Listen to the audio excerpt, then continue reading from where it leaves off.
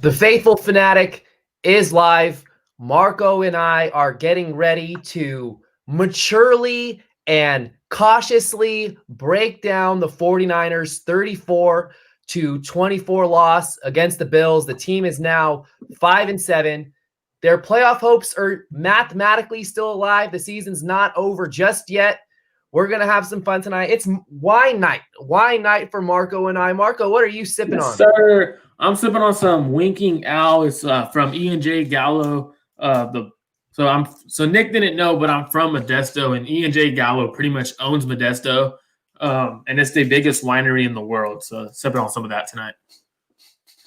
There you go. And I knew you were from Modesto. I didn't know that E.J. Gallo is the biggest winery in the world. I'll show you guys what I'm sipping on tonight. This is as elegant as it gets. This is the Charles Schwab Trader Joe's bottle. If you go to Trader Joe's, you got to pick up a couple $2 chucks. You know what I'm saying? And I'm no wine connoisseur by any stretch of the imagination. I had to look up how to pronounce that. It's Shiraz. I'm drinking some Shiraz, which is wine made in Australia. I had to look that up, find that out. But we're going to have some fun tonight. We're breaking down the 49ers 24-34 loss against the Bills. Marco, what's your biggest takeaway from the game?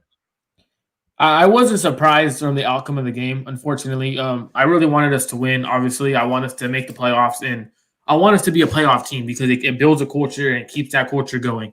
Unfortunately, I knew we were playing Josh Allen. I knew that McDermott is a good defensive coordinator style of coach. So I knew he was going to stack the box and force Nick Mullins to throw the ball, force him to do things he's uncomfortable with. And I didn't think our running game was going to get going. My stat for us to win, I had tweeted out, was 150 rushing yards on 30-plus carries. It's a lot of rushing yards, but that's how you keep the ball out of Josh Allen's hands. 49ers can get anything going offensively, and that's what happens when you give the ball to an elite quarterback. Yeah. My biggest takeaway from this game is I want a Brian Allen. Or, excuse me, Josh Allen. I want Josh Allen so badly. What this game was reminiscent of for me was when the 49ers played the Chiefs in 2018. It was Patrick Mahomes' first year starting. He started that one time in 2017 after they clinched a playoff spot, but it was his third game starting of the 2018 regular season. The Chiefs dropped 35 points on the 49ers in the first half. And when I was watching that game, I was just thinking to myself, wow, there's nothing this defense can do to slow down Patrick Mahomes and this Chiefs offense. And last night, watching Josh Allen and the Bills offense, it gave me very similar vibes. The 49ers defense was just helpless. Josh Allen is phenomenal. I want a Josh Allen. I want a quarterback who stands 6'4", 6'5", is 225 plus pounds, has the arm with the extendo on it. I just don't want a strong arm quarterback. I want the quarterback with the extendo. Give me the whole thing that can fire across the entire field. That's what I want. Jimmy Garoppolo, you can win with him, but he's not the desired NFL quarterback going into 2021. He's not. He is not. I'm ready to turn the page, find the 49ers' own Josh Allen, their own Patrick Mahomes. Of course, these guys don't. Yes. These guys don't grow on things. You. Trey Lance. Trey Lance is live. I'm willing to bet, if I had to put money on either side of this, I'm saying it's not the real Trey Lance. If it is the real Trey Lance, Lance, thank you so much for tuning in to the Faithful Fanatic. We want you here in San Francisco. What's crazy to me about Trey Lance is he's only 20 years old. He's 20 years old, 6'4", 225 pounds. I'm willing to gamble on him. We'll get into future quarterback stuff later on this episode, but Trey Lance is the most ideal quarterback for me because he has all those desirable physical traits.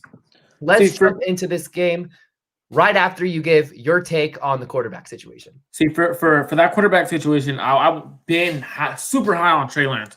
Unfortunately, I have him at quarterback 2. Everyone has him at quarterback 4, quarterback 3. I think he's super duper smart. He's been accepted at Ivy League schools. He chose to stay home and go to North Dakota State. The offense he runs is a similar style offense that the 49ers run, a West Coast style offense. They run a lot of the the Y leak stack Kyle Shanahan runs. So I personally want Trey Lance. He has a rocket arm. He stands 6'4", weighing 225. He'll run you over. He's really mobile, has a rocket arm. That's my quarterback that I hope the 49ers should get. And with his no season, he might fall to the 49ers. But let's get into this this film, or not film, but game. How's it going, Jay Schultz? Shout out Jay Schultz. Shout out to all of our faithful fanatic listeners that tune in on the rig. Yeah, let's jump into this game. The Bills were so good offensively. There was nothing Robert Saleh could do. The 49ers were defenseless defensively, had nothing to turn to. Let's start off on the offensive side of the ball, though, how we normally would go. You want me to kick things off giving out quarterback grades? Yeah, you go ahead, because you'll probably have a little bit more positive than I do on Nick Mullins. Nick Mullins. Well, I'm not overly high on Nick Mullins' performance. I'm in the minority group that actually believes he played better against the Rams than he played against the Bills.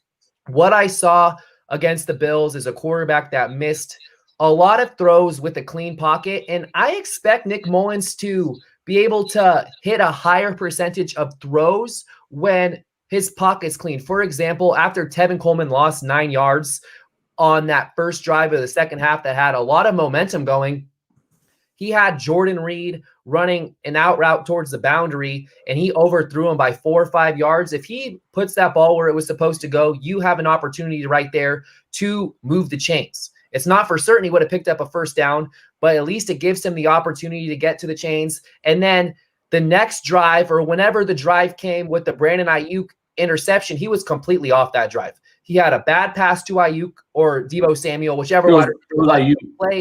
The play prior to that pick. And yes, you can put blame on Ayuk for the interception because the ball hit him in the hands. And you know the cliche, if the ball hits your hands, you got to catch it. But that ball could have been thrown in a better spot. Mullins gets a B- from me. He's a backup, so you know he's not going to hit every single throw. But I really thought he did not play his best game. And I liked his performance against the Rams more than what I saw last night against the Bills. For me, I thought Nick Mullins played much better than he normally does. He had his times where he looked like he was slinging the ball around, but he also had his points where he's extremely inaccurate and inconsistent. Mm-hmm. Kendrick Bourne should have had a touchdown. What happened is every throw he throws is behind everyone. When you throw behind KB, it doesn't allow him to turn and get upfield and get that touchdown. That's one of the ones that comes out to me. Another one that comes out is the interception through Jeff Wilson Jr. Again, behind him. I think Nick Mullins had a better game than he did against the Rams. But you can't win with quarterbacks like Nick Mullins in the NFL. Exactly what I had thought is McDermott's going to dare Nick Mullins to throw the ball. He's going to stack the box. He's going to take away all the running lanes. And that's exactly what he did. So that's why the Nick Mullins stat line was, I believe he threw 300 yards. But the stat line does not show the picture. So I gave Nick Mullins a C grade, an average. That's what he is, a backup quarterback, average. Can't win you games, but he could definitely lose you games. So he needs to stay very clean. And so I just give him a C grade. Yeah, we're not too far off. You're giving him a C. I'm giving him a B-. Again, I'm not too high on what he did last night, how he performed. Let's jump into the running backs. You go ahead and kick us off here. So for the running backs, there was no run lanes for them to go. And that's because when you're facing an 8-man front, you're not going to have anywhere to run the ball. They made more from what they had. I believe Jeff Wilson Jr. averaged not a lot more yards per carry, but he averaged more yards per carry than Raheem Mostert. And for me, I was listening to, I forgot who it was, but they were talking head coach. I know for sure he was a head coach, and they were talking about the yards per carry is more important than the amount of yards you run for, because what that shows is you're being dominant when you run the ball. So that shows that you're doing whatever you want on offense. So let's say if a team runs 160 yards, but they're only averaging 2 yards a carry, they're not dominant at all. They're just running the ball hella times. So I think the 49ers should have stuck to the run a lot more than what they did. But then you have to go away from it when you're facing 8-man fronts, and you have to force Nick Mullins to, hey, make a throw over the middle to Brandon Ayuk, and he couldn't do that. He couldn't make the throws that he needed to make, so which made the running backs a lot worse. But for that, I give them a B because you can't expect much from running backs when they're against a stacked box.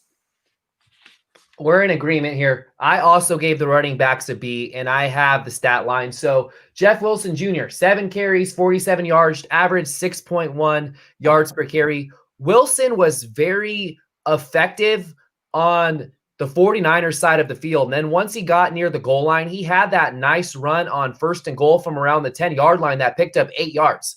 And then he had 2 opportunities to score a touchdown inside the 2-yard line and couldn't come through. And of course, he got the ball in that 4th and 1 stop. It looked like there was a lane there for him to score. The 49ers just did not execute, but I'm very tired of seeing the run gun called by Kyle Shanahan in critical situations. And we'll get into Kyle Shanahan later. Raheem Mostert, 9 carries, 42 yards. So you're correct that Jeff Wilson Jr. not only outgained Raheem Mostert, but had a higher yards per carry. I love Jeff Wilson Jr. He's running so hard. There was that one play where he bounced off of Lincoln Tomlinson, and it looked like it was a guaranteed loss, and he picked up 12, 16 yards, whatever it was on that run. So the running backs, it's hard to evaluate how they could have really performed. It's hard to give them a accurate grade, in my opinion, because the offensive line was struggling. They were really, really struggling. I thought they performed better pass blocking wise, but the run lanes, they were nowhere to be found. A lot of the time it was Raheem Mostert and Jeff Wilson Jr. creating things on their own. And before you go ahead and jump back into the running back combos, Tevin Coleman, I just find it comical. I understand that Brandon Ayuk missed his block. Again, Brandon Ayuk missed his block on that toss play. It's funny at this point. It's funny to me that every time Tevin Coleman gets the ball, he loses a significant amount of yardage every single time. It's not always his fault. It's just, I don't know what it is. What did he do to the offensive line that they refuse to block for him every time he touches the ball? We have a comment from Jay Schultz. Poor Tevin. That's all I can really say myself. Poor Tevin Coleman. He gets the ball and he gets lit up immediately. Nothing good ever goes his way. He's averaging under 2 yards per carry this season. 2 yards per carry this season. If you look at all the 49ers veterans, I don't know if there's anybody more washed than Tevin Coleman. Poor Tevin. For me, I was going to say for the offensive line, I don't blame it on the offensive line because as an offensive line, what can you really do when you're facing 8-man fronts the entire game? You can't really do much, and in the blocking sense, because you are outmanned, you are outnumbered, and at that point, you have to kind of be like, hey, that's the quarterback's fault. They're not afraid of him throwing the ball, so that's why it's hard to assess the run game. So for me, I look at it at the quarterback perspective. Yes, we had good running game a few times. Yes, we had a few times where the run game looked like it was going to get going. But that's because the running backs created enough from where the holes were. And there was a comment, why was Mostert on the bench for a little while? It's because Mostert did not look too good. This is more of a physical. When there's a lot of bodies in the box, you have to be a little bit more physical. And that's where Jeff Wilson Jr. comes into play a little bit more. He's the more physical runner. He runs a lot harder than Raheem Mostert. Raheem Mostert's off speed, and he turns that into power. Jeff Wilson's more power and then speed. So for me, that's what I wanted to say. It wasn't Tevin Coleman's fault, but it also wasn't the O-line's fault as well. I would agree, though, that I would have liked to see Raheem Mostert get more touches. It was very interesting. So he started off the opening drive when the 49ers took over at their own 2-yard line, drove the ball 97 yards before getting stuffed on the 4th and goal from the 1. Mostert was very effective there. And then as soon as the 49ers crossed over the 50-yard line into Bills territory, Mostert never saw the ball again for the rest of the drive. And then he did not touch the ball in the second half until the third drive, late in the third quarter. So I was questioning as well why Mostert was not used as much as you'd expect him to be utilized. And I've been impressed with Mostert's ability to show tremendous physicality on a lot of his runs. He's been a bruiser this year, but I do agree with your assessment that Wilson does a good job of starting off with a lot of power. He's a very strong running back, and Mostert needs that speed first before, or he translates that speed into physicality. That wrap everything up for running backs where you jump ahead of wide receiver? Yeah, let's go to receiver. I give the receivers a solid B as well. Brandon Aiyuk's a stud. He's an absolute stud. I could have probably given them a B+. I have a problem with the drops that we saw. Kendrick Bourne not scoring. I thought it was a bad ball by Mullins. Don't get me wrong. If Mullins leads him towards the pylon, it's a walk-in touchdown. It's absolutely a touchdown for Kendrick Bourne. I couldn't tell if when he was tackled where both of his arms wrapped up, he didn't really make an effort to extend the ball. What I saw was it didn't look like he had complete possession, like a possession of the ball. He was kind of pinning it to his body.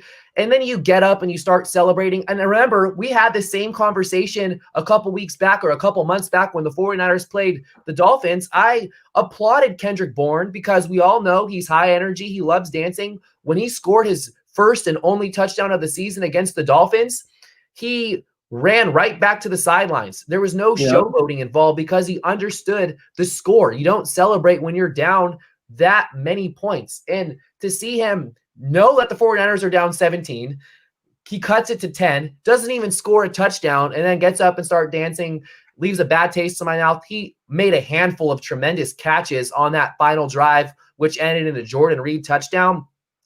Kendrick Bourne catches the most difficult passes. Brandon Aiyuk's a stud. Deebo Samuel took way too long to get him involved. His first target, his first reception didn't come until the end of the third quarter. He had one running play where he lined up alongside of Nick Mullins and took a run out of the gun. So again, we'll get into Kyle Shanahan. The personnel, the use of personnel, and the lack of prioritizing getting the ball to your playmakers was a cause for concern. But again, we'll jump into Kyle Shanahan. The receivers get a solid B for me. There was no Richie James this game as far as playing the receiver position goes. It was all Aiyuk, Deebo, and Kendrick Bourne. But I'll give them a solid B. And Aiyuk is a freaking stud, an absolute stud. If Aiyuk has a legit quarterback, Nick, he's going to be an all-pro receiver. Des Bryant tweeted out or posted that Brandon Aiyuk is Julio's little brother, and I get what he's saying. I get that he's trying to say that he's a freak of nature, in which he is. So I give them a B because the reason why I can't give them anything higher is that interception that came from Brandon Aiyuk. I put that on Brandon Aiyuk 100%. Hit your hands, you have to catch it. He has strong hands, so it upsets me that he dropped that. So for me, Brandon Aiyuk looked amazing, even with the poor quarterback. He should have had a lot more yards. There was one where he was running a dig route. He was wide open. Should have had a big gain. One in the end zone. Brandon Aiyuk was wide open. Nick Mullins didn't throw it to him. Wide open from the jump. So that stuff is, for me, is concerning. Deebo Samuel should have been used on the end rounds. When they played the Los Angeles Rams, the Bills gave up 30 yards to Robert Woods on end rounds, on the end around sweeps, on only 3 carries. So that tells me that play was successful for the Rams. Why wasn't the best player in the NFL who run that end around sweep being used in that situation? But again, Deebo Samuel wasn't effective early on, but he was matched up with Tre'Davious White in the pass game. So I was glad they didn't attack Tre'Davious White because he is a stud as well on that side. These receivers that the 49ers have is a 1-2 punch. And if they get themselves a quarterback, this quarterback's going to come in and have 2 good receivers because Deebo Samuel could run a lot of routes. He showed that yesterday in the second half once Tre'Davious White went to go follow Brandon Aiyuk. So it'll be interesting to see how those 2 go moving forward. But the most they could get is a B for me today. I'm with you. I want to, before we jump into tight ends, because we debate this a lot as far as what should Deebo Samuel be labeled? Is he a true wide receiver? We know he's using that offensive weapon gadget type role. And I tweeted something out last night, and I think this is what I'm going to stick with from now on. And I want to make sure I have your approval or get your thoughts on this. Brandon Ayuk is wide receiver 1. He's the clear-cut number 1 wide receiver of this offense. If he gets a true quarterback, and Jay Schultz beat me to it in the comment section before I can get it out of my mouth. Deebo Samuel is an athlete. He's an athlete. Like, when prospects or recruits rather are leaving the high school level and they don't have a true position, or they can play multiple positions, they're not necessarily labeled a specific position, they're simply labeled athletes. And that's what Brandon Ayuk is. Deebo Samuel is. He's an athlete. You can line him up at wide receiver. You can line him up at running back. And that's not a knock on Deebo Samuel. It's not a knock that he can be used in all these different ways. So how I'm going to start referring to Brandon Ayuk and Deebo Samuel is Brandon Ayuk's wide receiver 1 and Brandon Ayuk's wide receiver 1, Deebo Samuel athlete number 1. And that's not a knock on Deebo Samuel. It's just who he is as a player, and he fits this offense so wonderfully. We should appreciate him. I think I agree. I agree with the athlete 1, but if he has it goes back to it sounds like I'm repetitive, but it goes back to the quarterback. If you have a quarterback who could throw the ball, push the ball, be a threat to defenses, then we see a different Brandon Ayuk. In college, Brandon Ayuk was a legit route runner. At the Senior Bowl, he was putting people in blenders. So for me, I think he's an athlete because obviously he can do everything on the field. But I think he's more of the receiver who can play the gadget role. It's kind of like when people talk about quarterbacks who are running quarterbacks. No, like Steve Young refers to himself, I'm a quarterback who could run, not a running quarterback. So it's kind of like similar to that way. All right, let's jump into tight ends. What grade do you give the tight ends? Tight ends, they didn't do too much, but I give them a solid C. They weren't great in the run game. They didn't seal some of their ends on the outside, but I do give Charlie Warner some praise. I do like what I've seen from Charlie Warner on the couple of passes that he took. He looked good. He's not as fast as I thought he was, but he looked solid. Then I believe Jordan Reed had a touchdown at the back of the end zone. Jordan Reed's just a stud. He's always going to be a stud. I'm glad he got up from one of the hits he took. So I don't really put too much evaluation in the tight ends because there's no George Kittle. So for me, that's who the tight end room is based on. And Jordan Reed is not capable of doing everything George Kittle can. Yeah, I gave them an entire letter grade higher than you. I'm giving them a B because of the reason you just stated. There is no George Kittle. And I thought you got really good production out of Jordan Reed, Ross Dwelley, and Charlie Warner, who caught his first NFL pass. And he had 2 catches in the second half where he looked good after the catch. Mm-hmm. I was satisfied with the production. I have the numbers right here. You had Jordan Reed go 3 catches, 32 yards and a touchdown. Ross Dwelley, 2 catches, 29 yards. And Charlie Warner, 2 catches, 33 yards. You almost got 100 yards receiving from your 3 tight ends. So because they're not George Kittle, that's pretty solid production. I even would have gave them a B+, but I do believe that critical third down incompletion Nick Mullins threw where Jordan Reed and Kendrick Bourne were both in the vicinity and it looked like Mullins was targeting Kendrick Bourne. I put that on Jordan Reed for that miscommunication because I believe it was Louis Riddick that said that Reed should have sat down in the area he was in, and he kind of made everything congested. So you can look at Reed there, but I'm still giving the tight ends a solid B. I thought they were very similar to the receiver group where you can't fault them for a lot of the lack of production, although they were pretty production. They're productive. A lot of that production came in garbage time, though, which is something you always have to account for. But there was that one nice throw Nick Mullins had to Ross Dwelley after he had that really ballsy pass, for a lack of a better term, to Deebo Samuel, which went incomplete. It was the first throw of the second half for Mullins. But I thought the tight ends played well. Well, I'll kick us off with the offensive line. They're the only group on offense getting a lower grade than Nick Mullins from my point of view. I'm giving them a C, a solid C, not a C-, just a straight C.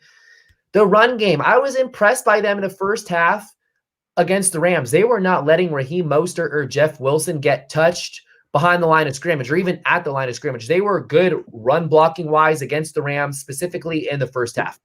And it was tough sledding the entire day.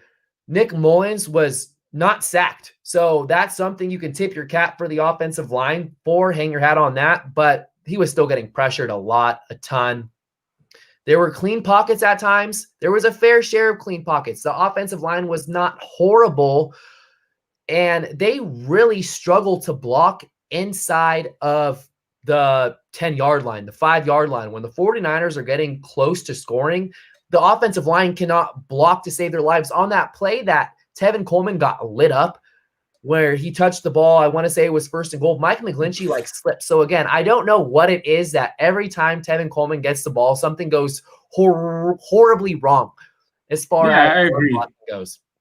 For me, I give them a grade, one grade above you. I give them a B, a solid B. Like I said earlier, you can't put the run game on the offensive line when they're facing an 8-man front. But they gave Nick Mullins a lot of time in the pass game. There's a lot of times where Nick Mullins is indecisive where he wants to go with the ball. Everyone talks about how Nick Mullins is the smartest quarterback on the roster, how he's this smart quarterback. And for me, it looks like Nick Mullins is a smart quarterback, but he's extremely indecisive where he wants to go. A lot of times he does where he has the ball here and he double taps. You can't do that in the NFL. You have to just get rid of it. For me, that's my problem with Nick Mullins. He makes the offensive line look worse than they actually are by holding on to the ball. In the NFL, like example, we see Josh Allen. When you're holding on to the ball, you have to move. Josh Allen moves. When he starts to get pressured, he moves. And Nick Mullins doesn't because he's a statue in the pocket, doesn't feel the pressure, and the offensive line cannot block somebody for 10 seconds long. Yeah. I understand that we see Mike McGlinchey get beat a lot. We see McKivitz get beat a lot. But those are not the problem. The problem is having a quarterback who is capable of knowing where he wants to go with the ball and not knowing when to get rid of it. He has no internal clock, and that's the problem, which makes the offensive line look a little worse than they actually have been playing. I had something click in my head today. I compared Mike McGlinchey to Kwame Harris, and I think I have a nickname for Mike McGlinchey. McSquishy. Because he's soft. He's as soft as he comes. How about that one? Mike McSquishy. You're wrong, Nick. You're wrong. Every time he's getting bulldozed all the time. His arms are always frailing up in the air as he's getting off the ground. He gets punished by everyone. He's so tall and lean that he just gets bullied. So Mike McSquishy. Let's jump into the defensive line. We'll leave Mike McSquishy alone in the 49ers offensive line. They get a C, although Mike McSquishy gave up 4 pressures this week. Led the team yet again. Defensive line, Marco, shoot, what you got? Defensive line, I gave him a solid B. Almost give him a B+. Everyone talked about the defensive line not getting pressure. That's totally false. I want everyone to know that. I went through and watched the game again on all 22. They were getting a lot of pressure. They were making Josh Allen move, and Josh Allen is just a freak of nature, and you cannot bring him down because he's mobile and he has a rocket arm, which makes him even better. So the defensive line was good. I don't think their run game got going, actually. Their run game was kind of not there. They had 61 yards from Devin Singletary. Josh Allen had 11, and then Zach Moss had 9. So they had 70 yards from the running backs. That's great from a defensive line perspective. But again, I would like to see them get home on some sacks. Dion Jordan, he's been balling lately. He's getting a lot of pressure. It's kind of weird to say Dion Jordan. Like, that makes me mad when I'm saying Dion Jordan's name as a person who's balling on the 49ers because he's – man, that's frustrating. But I give Dion Jordan prop because the last couple games he's been getting pressure and he's just not getting home. And finally he got home and then made a big play in the run game. So I tip my cap off to Dion Jordan. Yeah, so I write a weekly studs and duds column for Sports Illustrated, and I went back and watched the entire 49ers game, and there's not a lot of studs to really turn to, you know? And Dion Jordan's the one player that I truly believe is worthy of that stud list. He was huge. When the 49ers desperately needed a spark, he did everything in his power to provide that spark on the same drive, on the same exact drive. He had a strip sack on Josh Allen, which the Bills recovered, but he gave an opportunity for the 49ers to create some momentum and get right back in the game. And then later on that drive, there was a 3rd and 1, and he had a run stuff on 3rd and 1, which brought up 4th down. But unfortunately, the Bills were able to convert that 4th and 1, but Dion Jordan balled out. He looked really good. My grade for the 49ers defensive line is a B-. I got something for you, Nick, before you get going. Go ahead, spit it out. I know you love Arik Armstead, and just to throw it out there, Dion Jordan has more sacks than Armstead does on the season. He has 2, and Armstead has 1.5.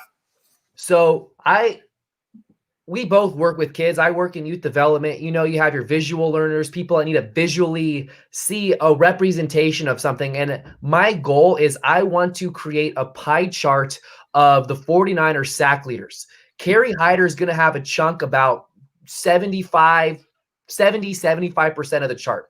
Arik Armstead's going to have this little sliver of the chart that he's going to share with. He's going to be behind Jordan Willis and Dion Jordan.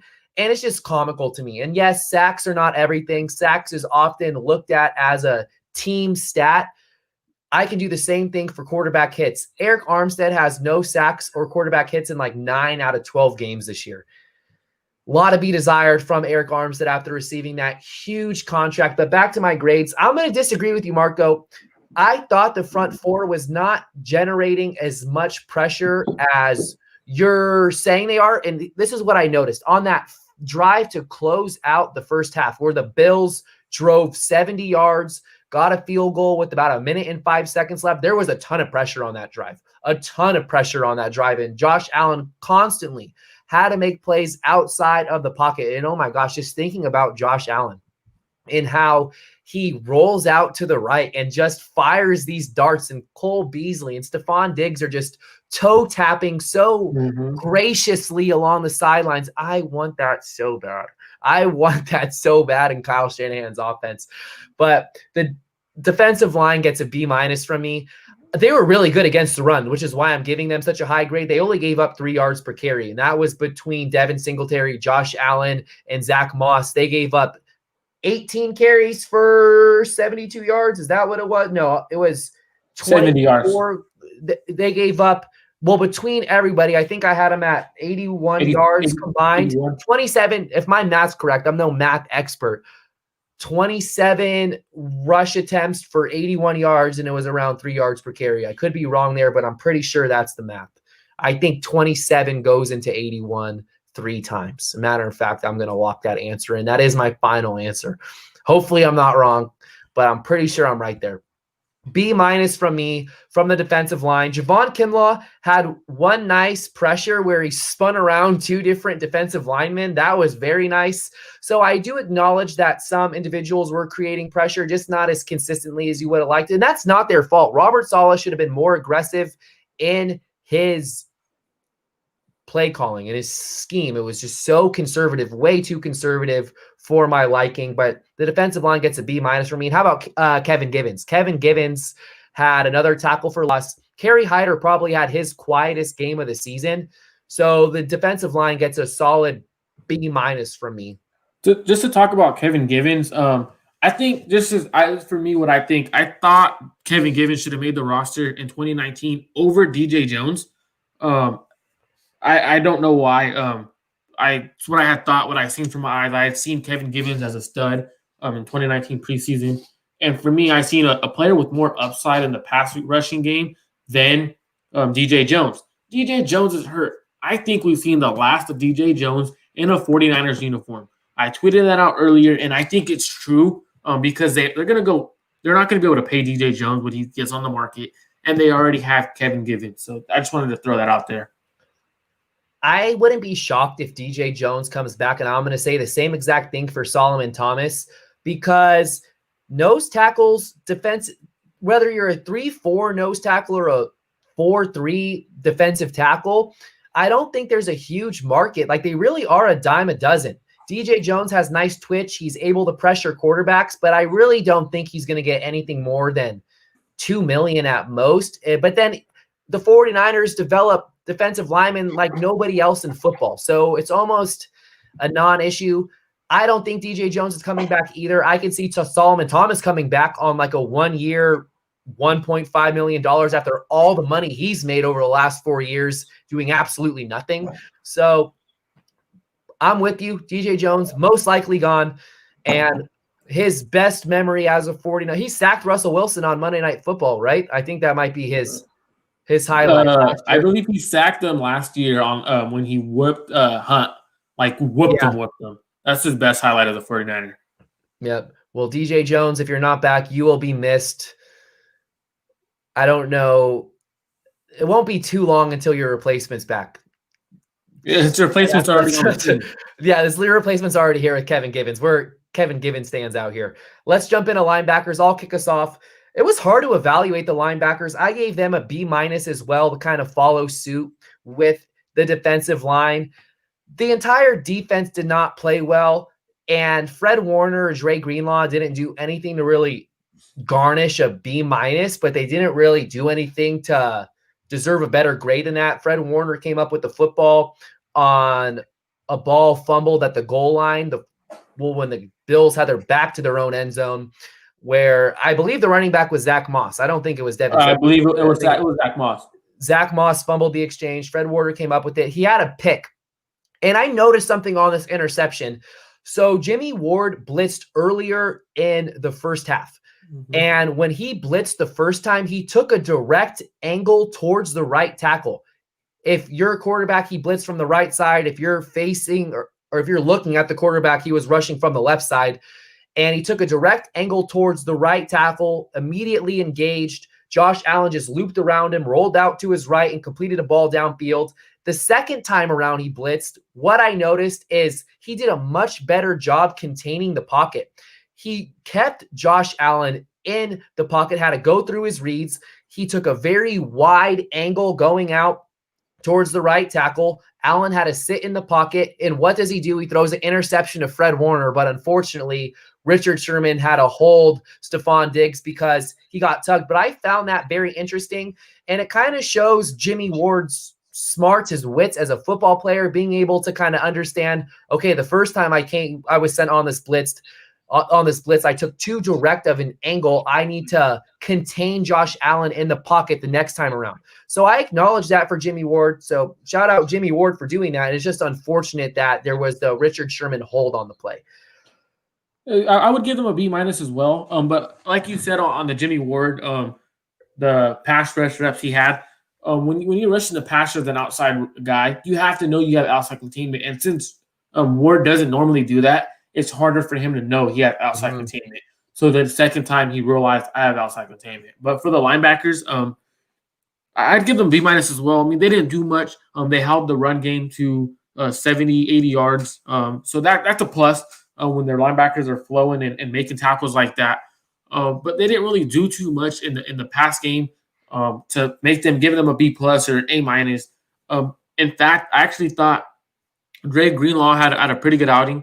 From what I was watching, he had a few plays where I was like, "Whoa!" That he developed. He saw that developing real fast and met the running back in the hole in the backfield. So I do like the tandem that we have at linebacker right now with Fred Warner and Dre Greenlaw. Dre Greenlaw is coming into his own, finally seeing the field as a linebacker in the NFL. The speed is slowing down for him. That's really good to see. So I'm excited to see what he could do, and I want him to get his hands on the ball a little bit more often, though.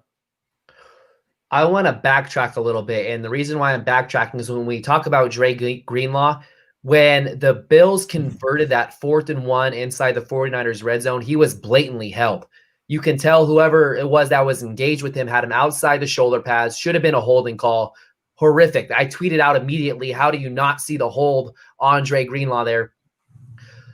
The reason why I want to backtrack, I'm thinking about penalties. I'm thinking about my defensive line grades. Kentavious Street had the most boneheaded penalty that cost the 49ers every single chance they had to get into the game. They had the ball at their own 38-yard line, 37, 38-yard line. The Bills had the ball at the 49ers 37 or 38-yard line. It's 2nd and 18. Josh Allen's rolling out to his right. He's clearly throwing the ball out of bounds. And I don't care if you want to argue if it was a soft penalty, if it shouldn't have been called roughing the passer. The bottom line from my perspective, my opinion, you don't put yourself in that position to begin with. You just put your hands up once he lets go of the ball. You don't touch the quarterback. You don't touch the quarterback there. I don't care if it's stopped. It was stupidity and a lack of discipline coming from Kentavious Street. He should have been benched and never seen the field for the rest of the game because it was that boneheaded of a penalty. Oh, I just got fired up there thinking about it. It's just inexcusable. It doesn't matter if Josh Allen flopped. If Josh Allen flops, it does not matter. Do not put your hands on the quarterback that's blatantly throwing the ball out of bounds. You put yourself in that position, Kentavious Street.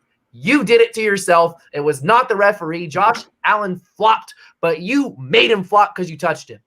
For me, I agree. Everyone's saying Josh Allen flopped. But the thing is, I was told by a coach that when I played ball, don't ever let a ref dictate the game. If you put Kentavious Street put himself in that situation to allow the ref to throw that flag. Those plays are judgmental plays. That's all judgment. And if the ref thought, hey, he roughed them a little bit, let me throw the flag. They're going to protect elite quarterbacks. Josh Allen is one of the elite quarterbacks. He's up there for one of the MVP race. So for me, it's don't put yourself in that situation. Understand where you're coming from. And a lot of times, defensive linemen, what they like to do is they'll dive in front of you with their hands like this and just learn how to roll and go. So Kentavious Street, that's a boneheaded mistake from a young player. He hasn't really seen the field often. So those plays got to get out of it. It was a lack of discipline too. While we're talking about the defensive line, and this happens frequently in the NFL, but they bit on Josh Allen's hard count multiple times on the very first play of the game. Both DJ Jones and Javon Kinlaw were flagged for offsides. The penalty was actually on Javon Kinlaw, but DJ Jones jumped too. So the defensive line played with a lot of, or a lack thereof, rather, of discipline. That's what I thought. And Kentavious Street needs to learn from that. He can't catch a break. He doesn't rough Drew Brees, yet he gets called for roughing the passer, punctures Drew Brees' lung, cracks his ribs, and then he barely touches Josh Allen, gets called for roughing the passer. But the bottom line is you don't put yourself in that situation to begin with. We're in agreement on that. Let's jump ahead to the defensive backs, and we'll group safeties and cornerbacks together for this one. I'll give them a D. They played terrible. They played absolutely terrible. I probably, being generous, giving them a D.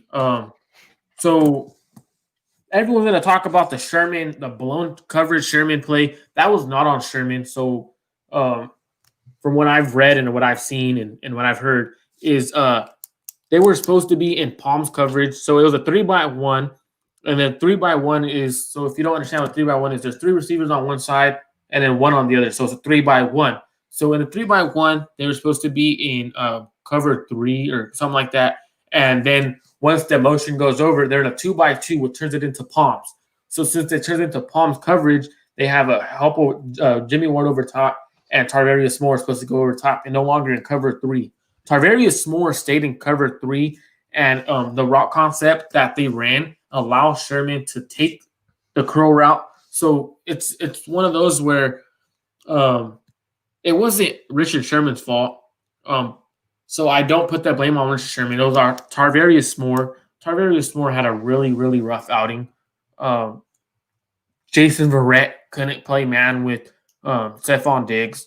Richard Sherman can't play man with Stephon Diggs. So it was one of those ones where no one could really play Stephon Diggs man-to-man, but the secondary was getting eaten up all damn day. I don't even want to say I haven't even hit number 27's play because he shouldn't have been playing in the slot. It should have been Jimmy Ward in the slot with Marcel Harris and Tarvarius Moore.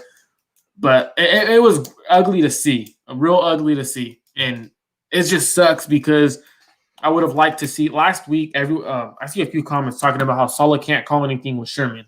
Actually, last week when he had Sherman on the field, he ran zone one side and ran man to the other. There were times where he put Sherman at safety last week. He didn't do that as much this week as he did last week. So, yes, you can't call man-to-man with Sherman a lot like you would normally want to against a team with an inaccurate quarterback like Josh Allen. So you have to change things up. You have to figure things out. from a defensive coordinator standpoint and not call a soft zone coverage all the time. Cole Beasley, 9 catches, 130 yards. Cole freaking Beasley, 9 catches, 130 yards, and a touchdown. Yeah, no knock on Cole Beasley. He was balling out. He has the sickest toe drag swag I've ever seen. Stephon Diggs, 10 catches, 92 yards. I'm drawing a blank. The UCF rookie receiver, Gabriel Davis. That's his first name, Gabriel. Gabriel Davis, 3 catches, 68 yards, a touchdown. Isaiah McKenzie, Dawson Knox. The list goes on and on and on. I gave the secondary a C- D+. I know I'm being generous, but they were just, the way I see it, the Bills were just on their own spectrum as far as talent goes. They were on their own tier. The 49ers were just so overmatched. And I use this comparison early on. What this game reminded me of as someone watching it was when the 49ers traveled to Kansas City week 3 of 2018 and the Chiefs dropped 35 points in the first half. The 49ers were helpless. They couldn't do anything to stop the Chiefs. And that's exactly how I felt last night watching Josh Allen and the Bills wide receiver core. Remember when Patrick Mahomes, it was that first touchdown passing through, the first 2 touchdowns of that game back in 2018 were runs to Kareem Hunt. Mahomes had his first real big highlight throw, or the first one where he rolls out to his left. Cassius Marsh is chasing him. He rolls out to his right. And then as he's running towards the sideline, just throws a dart in the back of the end zone to, I forget which receiver it was. It wasn't Sammy Watkins. No, it wasn't. It was. It was Demetrius Harris. That's his name, Demetrius Harris. And I remember it was on a 3rd and goal after the Chiefs have already scored 2 touchdowns. I was like, finally, the Niners are going to get a stop. And Mahomes hits us with that. That's what Josh Allen was like last night. Just mind-boggling with the plays that he made. He finished with a stat line of 32 completions off 40 attempts for 375 yards and 4 touchdowns. I know we're giving out defensive back grades right here. I just want to continue talking about Josh Allen because I freaking love this dude. I love Josh Allen.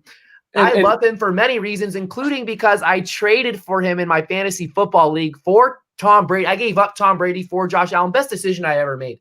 Listen to this. Marco, before you jump in here, listen to this. Josh Allen on the season, 3,400 passing yards in 12 games. 3,400. He has 26 touchdowns to 8 interceptions, 322 rushing yards to 6 touchdowns, and he's even caught in a pass. He's caught in a receiving touchdown this year. Patrick Mahomes, he's on a whole nother planet. He should win MVP this year. And whoever places second to Patrick Mahomes, I know people get made fun of for second place trophies all the time, but it's a damn honor to place second to Patrick Mahomes, in my opinion. And Josh Allen is the MVP runner-up. He's that freaking good. He is that freaking good. I am enamored by Josh Allen. I want him. I want someone like him on the 49ers. Trey Lance, please. Nick, you're finally on the Niners need a quarterback hive now. Oh, I see it. No. All the way. No. You hit like there's like a button like that I had, like I wanted a quarterback, but I wasn't gonna be like full blown, and then I hit the panic button, and I'm like full blown quarterback. We need one. So let me say something. I know the 49ers need a quarterback. I was not willing to sacrifice a potential playoff run for that quarterback, but I know the 49ers need a quarterback. I've been knowing that. I've been all over it. I want one of them big quarterbacks with the extendo on the arm that can just throw the ball all over the field. Hey, we both been drinking. It's a rough week, man. Hey, it is what it is. We're coming to terms with everything related to the 49ers right now. But when I see Josh Allen and what he does, 6'5", 240 pounds, a leader, a guy that can make plays all over the field, the 49ers need to find themselves one of those. And that seems to be Trey Lance. I'm going to gamble on the upside of Trey Lance. Yes, Trey Lance, we are talking to you. Trey Lance needs to come to San Francisco. I'm going to gamble. I would love to see the 49ers gamble on his upside. If you have to give up 2 first-round picks, go ahead and do so. 3 first-round picks. If you feel like that's your guy, go ahead and get him. But Josh Allen is so freaking good. He's my MVP runner-up. See, I've never look. So for just this question, big gold nuggets.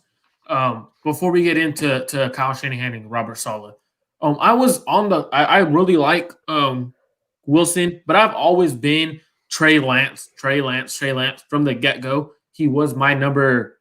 I had him at number 1 for a good while on my rankings, above Trevor Lawrence.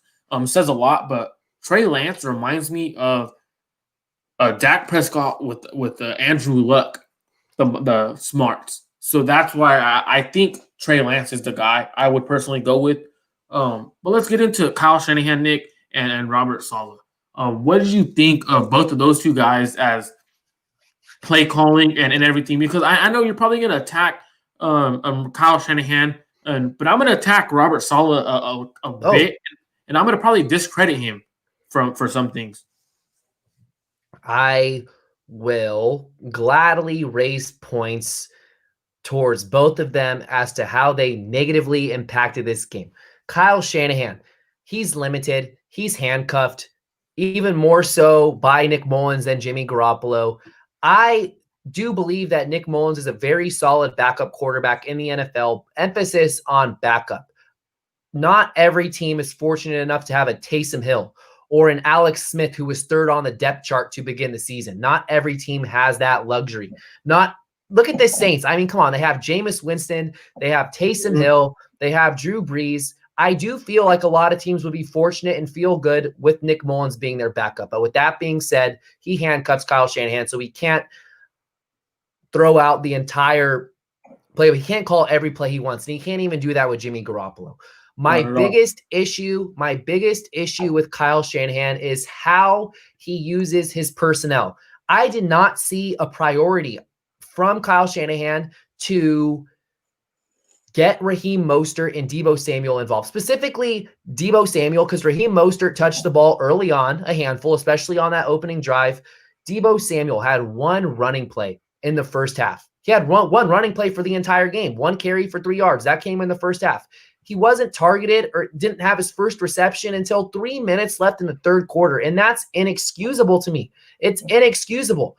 You're not getting the ball to your playmakers. And yes, Nick Mullins has difficulty spreading the ball all over the field, making all the throws. We know that. We know that about Nick Mullins. But Deebo Samuel's not a guy that needs to get the ball beyond the line of scrimmage. I mean, that is so evident and that is made so clear. I get Tre'Davious White, one of the best cornerbacks in the league, was guarding him. I understand that.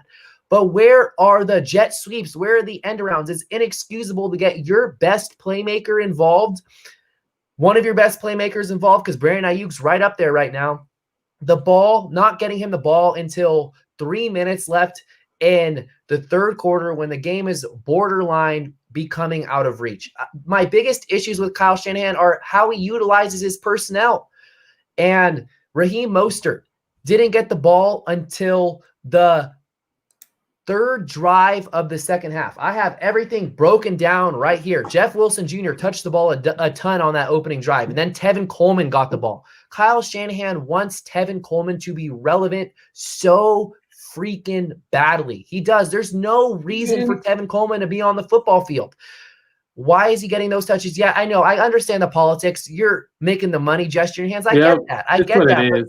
Kyle Shanahan needs to swallow his pride and play his best players. I tweeted out that was one of my biggest issues with the game last night.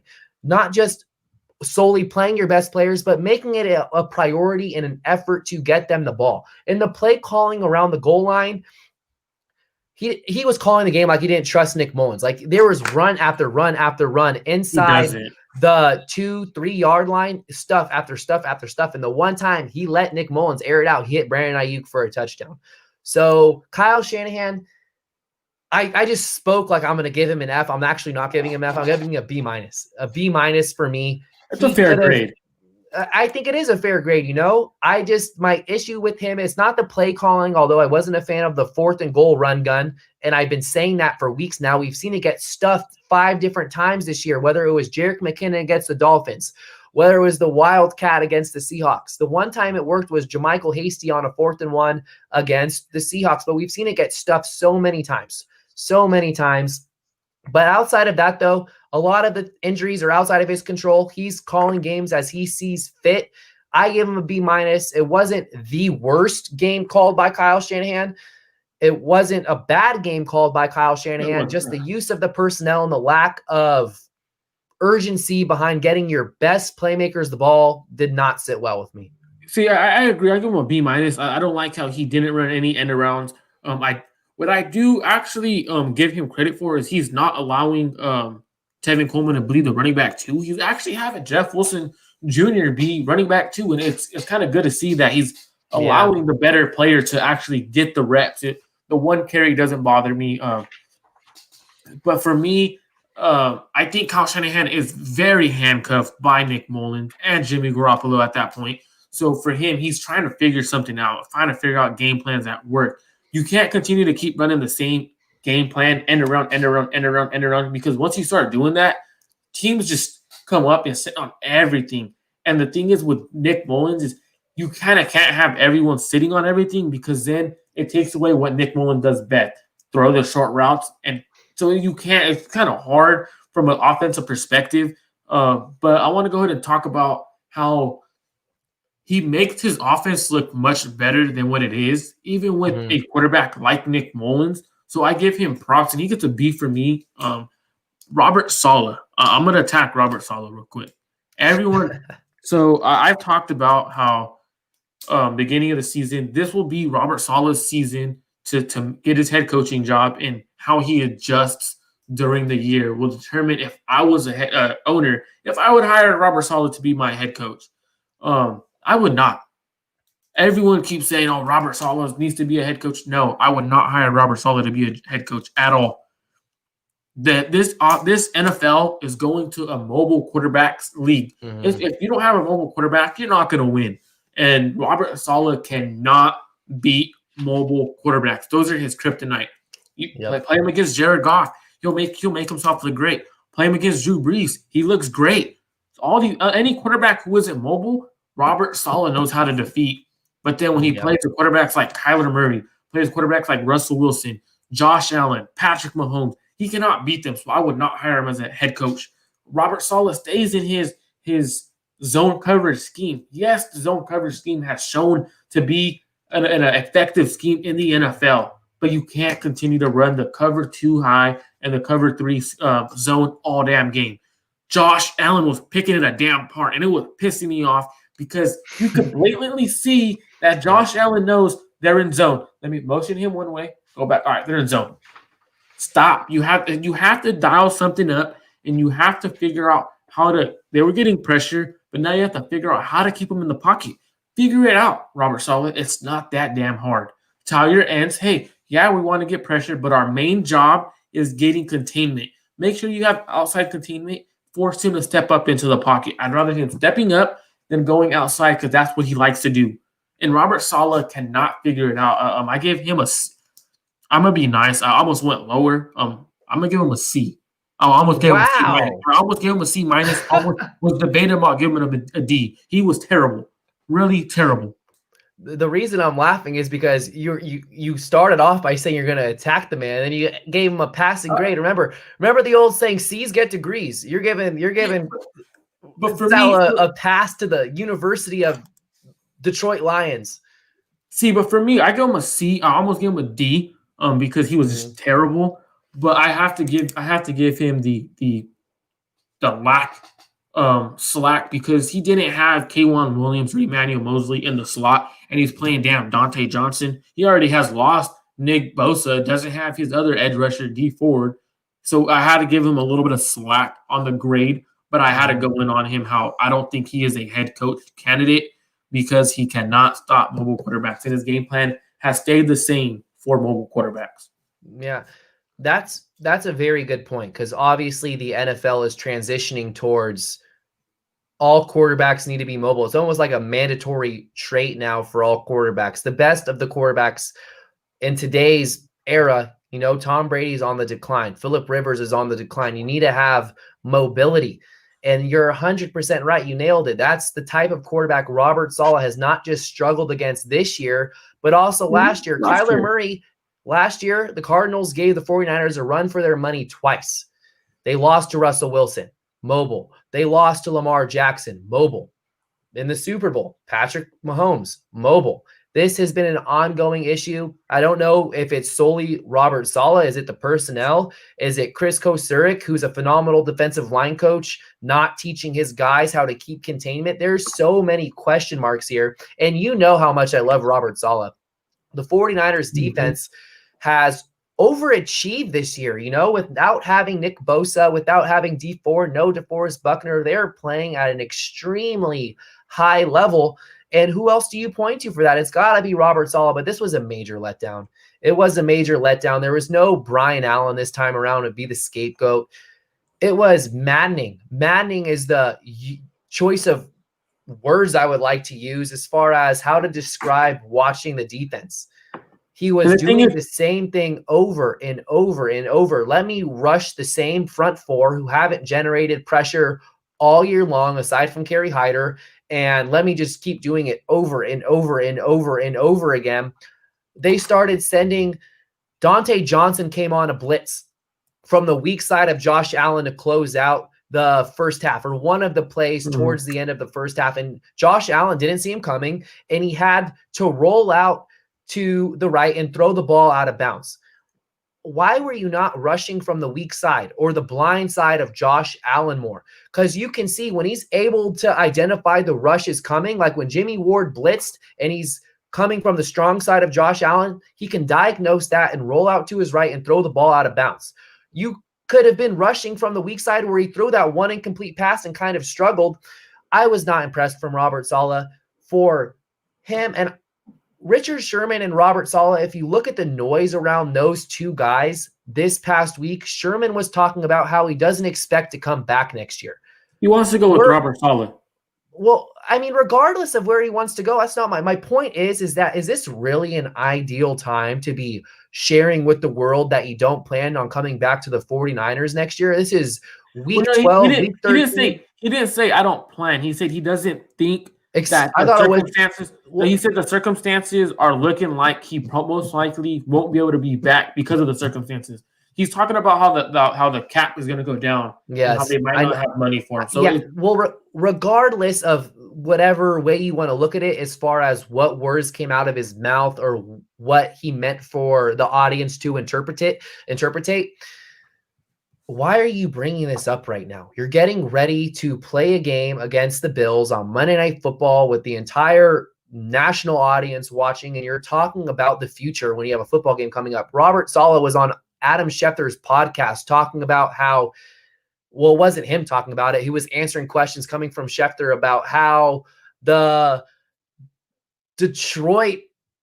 people in Detroit all want him to come there, and people are lobbying him for him to be the next coach. Like, why is this noise happening right now? And then they come out and neither of them look good. Robert Saleh getting back to grades. He gets a D+ for me. And I love Robert Saleh. I think he can be the face of a franchise. He is an upbeat gentleman who has the face of a guy and the charisma of a guy that you want to lead your franchise. There is something to Robert Saleh that people gravitate towards. And you heard that coming from Richard Sherman after the 49ers beat the Rams. But you're right. His flaw is that he can't beat mobile quarterbacks. And that's a concern because that's exactly where the NFL is headed. So I give Saleh a D+. If he comes back next year as the defensive coordinator, great. I'm all for it. So I'm looking at the comment that Richard Sherman said. He said it's not looking likely. And he says that he's really enjoyed his time here. He really wants to stay. So that's what he's kind of saying. It's a sad truth. He would really want to be here. But I don't think he's going to come back. I really don't. Not enough money. I think they want to go a little bit more man corners who could play man. It's why they brought in Jason Verrett. It's why they have Emmanuel Mosley. It's why That's why they drafted Ahkello Witherspoon. He's capable of playing man, but also they're capable of playing zone because you could teach zone eyes.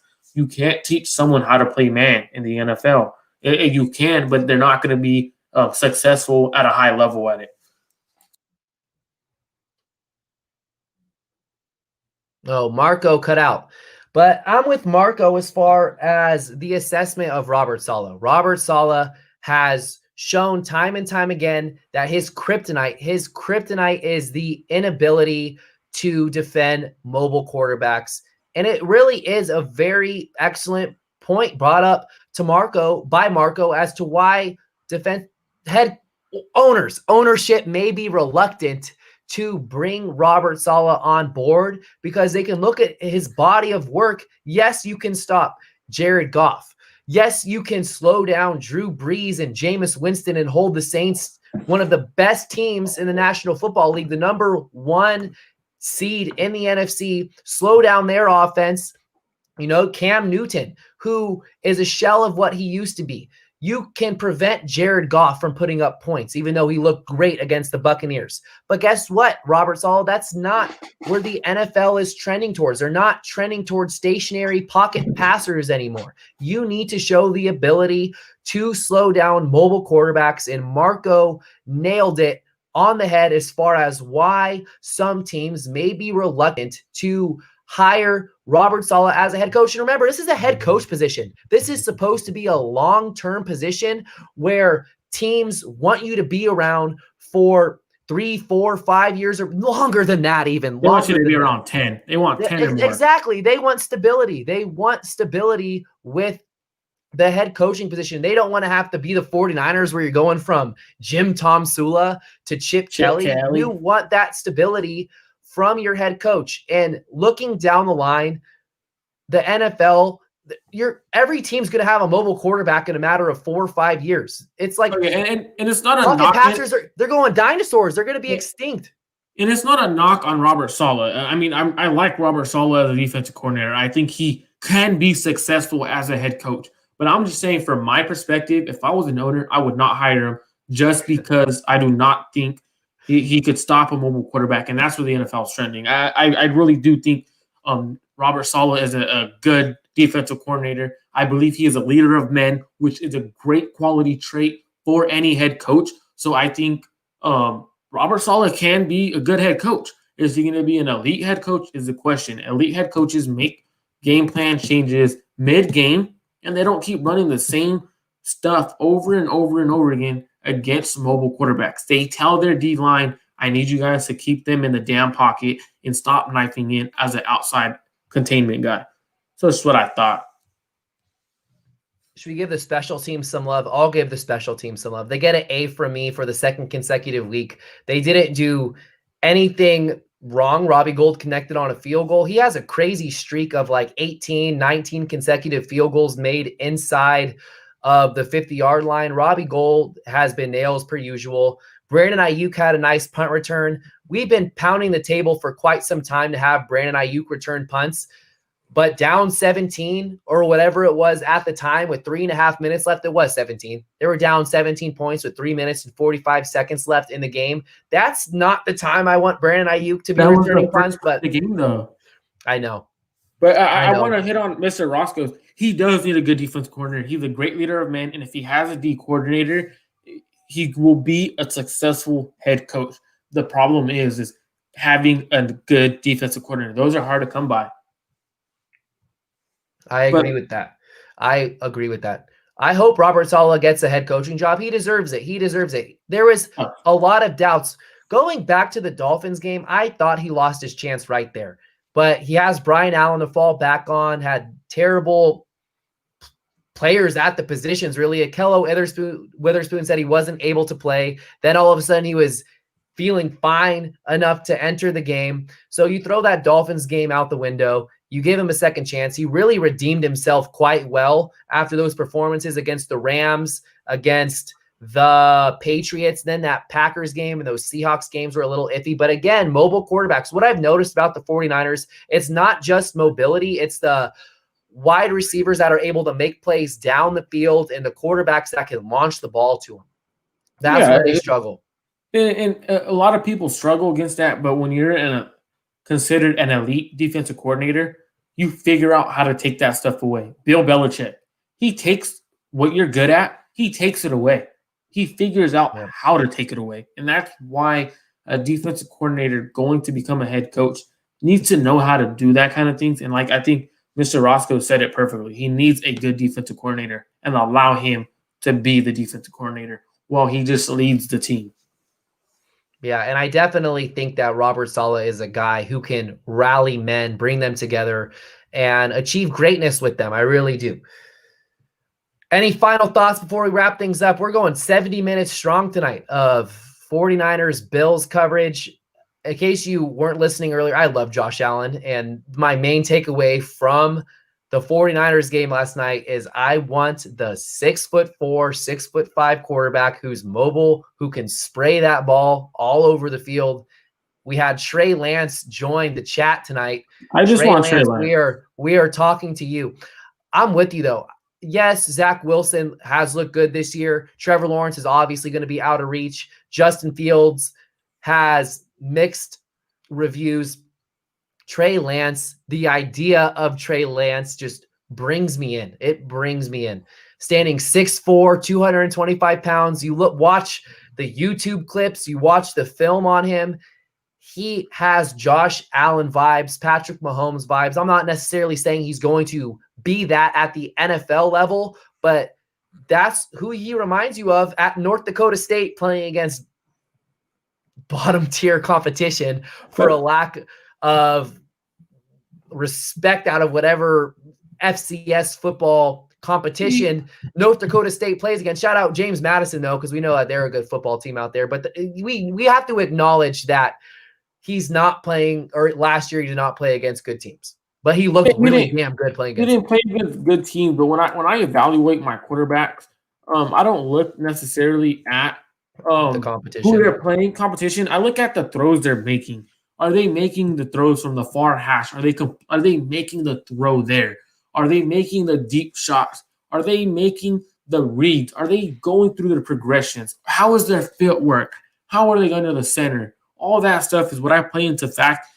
You could play against middle schoolers, but if you can't make a throw from the far hash, then you're not an NFL quarterback in a college level. If you cannot make that throw, you shouldn't be in the NFL. If you cannot make the deep ball to nice float, touch pass on it, can you put touch on it? Are you able to go through? If you can't do that against any competition, you're not going to do that at the NFL level. And it doesn't matter if it's, like I said, against middle schoolers. If you could do it against any competition, I believe you could do it at the next level. The game just needs to slow down for you, and that's why those type of quarterbacks need to sit for a year, because the game slows down for them. Well, you just brought me to my next point. Knowing Trey Lance, he's 20 years old right now. By the time the NFL draft rolls around, he's still going to be 20. He doesn't turn 21 until May. You probably need to bring in another quarterback unless you roll with Nick Mullins, assuming Jimmy Garoppolo's out of the picture.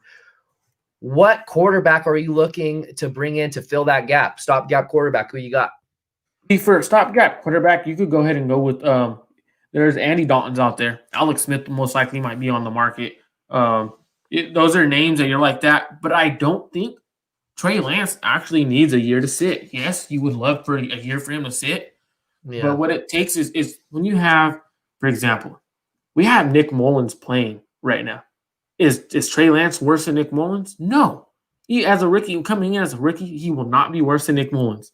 Even behind a bad offensive line, he will not be worse than Nick Mullins. Nick Mullins has kept us in competitive games. Jimmy Garoppolo, is Trey Lance going to be as good as Jimmy Garoppolo his rookie year? He probably will.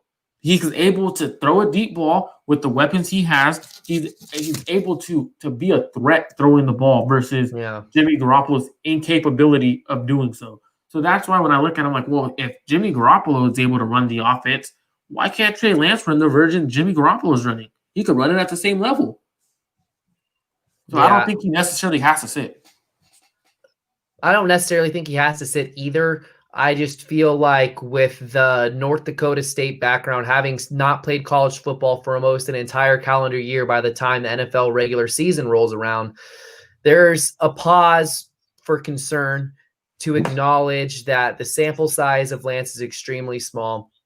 There's one guy, an extremely intelligent quarterback that most likely will be available right now that I floated out this idea a couple of weeks ago, Ryan Fitzpatrick. Why not bring in a Harvard graduate? Was it Princeton, Harvard, one of those Ivy League schools? I want to say Harvard. Ryan Fitzpatrick, bring him in for a year. He doesn't need to start the entire season. Draft Trey Lance. Ryan Fitzpatrick is a smart dude. Give him the playbook. Let him play 6. Did you see how he looked against the 49ers? He looked like Joe Namath, Joe Montana. He was unbelievable against the 49ers. It depends what Ryan Fitzpatrick you get that season. You get Ryan Fitzpatrick who is playing for his. There's a cycle of Ryan Fitzpatrick. Well, of course, but would you take Ryan Fitzpatrick over Nick Mullins? Oh yeah, 100%. 100%. I would too. And I like Nick Mullins as a backup, but with Ryan Fitzpatrick, he's a bottom tier starting quarterback and a high level backup. But when he's on, he's really on. He can move the ball. He can throw the ball downfield. So I wouldn't mind starting this train of Ryan Fitzpatrick, 1-year deal, drafting Trey Lance. You give Ryan Fitzpatrick a contract as long as he needs for Trey Lance to develop. If you feel like he'll be ready halfway through the regular season, give Ryan Fitzpatrick a 1-year deal. If you want to give Ryan Fitzpatrick 2 years and maybe he serves as a backup, the full year Lance is going to start for you, which would be 2022, go ahead and do that. Fitzpatrick is old, though. I want to say he's getting close to 40. He's got to be close to 40 over the next 2 years. Yeah, he's up there. He's up there for sure. But I like that idea. Ryan Fitzpatrick, Trey Lance, 2022. Sign me up. Yeah, I also do, because there is rumors speculating that Alex Smith may be cut from Washington. He has an out in 20, I believe, at the end of this year or whatever. But if they do release him, that's a guy I would like as well. I'll bring him back to the Niners. When he had a good offense coordinator in Andy Reid, he pushes the ball downfield. He looked good against the Washington football team. And he's just one of those guys where I believe he could teach a young quarterback the ropes of the NFL because he's been through so much. It's just like Ryan Fitzpatrick. So I would go with either one of those guys. I'm with you. We're rolling deep. We're deep in the wine night as we break down the 49ers loss to the Bills. With the loss to the Bills, the team falls to 5-7. 5-7. Not an ideal record, but the playoff hopes are still alive. Let's close out with this. Is the 49ers season completely shot? Do they have any hope at making the playoffs? I thought their season was shot even before they beat the Los Angeles Rams. I don't think I don't think they make the playoffs. They need a lot of things to go in their favor in order for them to make the playoffs. And I'm not the type of person where I want things in other people's hands. No, of course. I'm with you. I think the season's over. I'm looking at I had hope if they won this game, we could potentially get in the playoffs. But I'm at that point where since they lost, I'm looking at the draft, and that's where I'm looking forward to because I don't think they're making it. I'm not as optimistic as I would have been if they won the game against the Bills. If they beat the Bills, I would have been, yes, this is going to happen. They are going to sneak into the playoffs. They're 5-7. The Cardinals 6-6. The Vikings 6-6. The next 4 games for the Cardinals, they play the Giants. Initially, the Giants were a nobody. The 49ers steamrolled them by almost 30 points, or maybe it was 30 points with Nick Mullins. The Giants just beat the Seahawks with Colt McCoy. They're playing good ball. Daniel Jones is hopefully going to play this week. Then they go to the Eagles. The Eagles have been terrible this year, but Carson Wentz, Jalen Hurts, Hurts, who was just named starting quarterback today. He was just named starting quarterback today. Maybe there's something going on there. Then the 49ers have a shot against the Cardinals, and then they close out with the Rams. The Vikings, they play the Buccaneers next week. They play Chicago. They play New Orleans. They play the Lions. Those are 4 respectable football teams. Yes, the Bears have downward spiraled since they lost to the Rams, but they still can compete. So, again, mathematically, there's a chance for the 49ers to sneak into the playoffs. I would not be surprised if the Cardinals crumble down the stretch. I do not trust Cliff Kingsbury. I do not trust Kyler Murray, who has a bad shoulder right now. He's not playing to his full capability right now because of that shoulder. It's lingering. It's holding him back. So maybe the Cardinals lose a surprise game. If the 49ers go 7-7 or get to 7-7 after beating the Washington football team, who are playing really well right now, by the way, well, this is just a hypothetical situation. And if they beat the Cowboys and they're 7-7, you get Jimmy Garoppolo and George Kittle back week 16 against the Cardinals. It's not completely out of the question. It's just not looking good. So the 49ers are going to be like the Warriors, how the Warriors were for several years, where they wouldn't make the playoffs. They would be right on the outskirts of making the playoffs, yet they would finish, or they would get the 13th, 14th pick in the lottery because they weren't that bad, but they weren't good enough to get into the playoffs. That's going to be the 49ers this specific year, unless they can sneak into the playoffs. I'm holding out hope that it happens. The math can work out to the point where they sneak in. Yeah, they have to go undefeated the rest of the way, and that's what you have to do. Try to put some hope in the playoff hopes, but we'll see what happens, Nick. But and one more thing, going back to this Bills game, the Bills loss technically does not hurt the 49ers that much because it was an out-of-conference football game. When you look ahead of the schedule, the last 4 games between both the Cardinals and the Vikings and the 49ers are all within the conference. So those games carry much more weight regarding the playoff picture. And so crazier things have happened. The crazier things have happened. Play though with the Arizona Cardinals, once like farther down like the list of who they've played against and they're against the same opponent, it would end up coming down to that one of the games. Let's say the 49ers win out.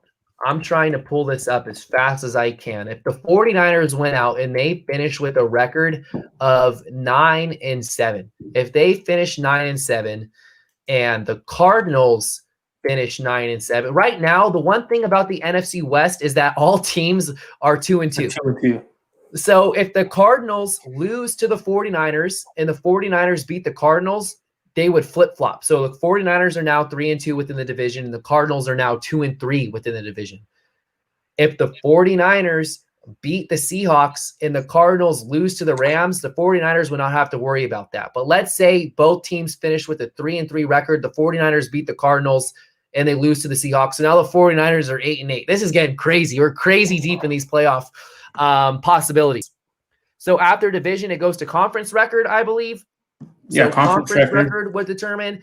And right now, the Cardinals are 3-4 and the 49ers are 3-5. But again, each team has 4 more games to be played within the conference. So really, the 49ers need to beat the Cardinals. If they beat the Cardinals and they're in a position where all these tiebreakers are relevant, then that matters. But if they lose to the Cardinals and they go 3-1, but the Cardinals swept the 49ers this year, they're the team that's going to get into the playoffs. But either way, they have to beat the Cardinals, because in order to be 9-7, they have to go undefeated. You're 8-8, you're not making the playoffs. Well, 8-8 technically could get them in. Technically, it could. Technically, it could. Well, how about that?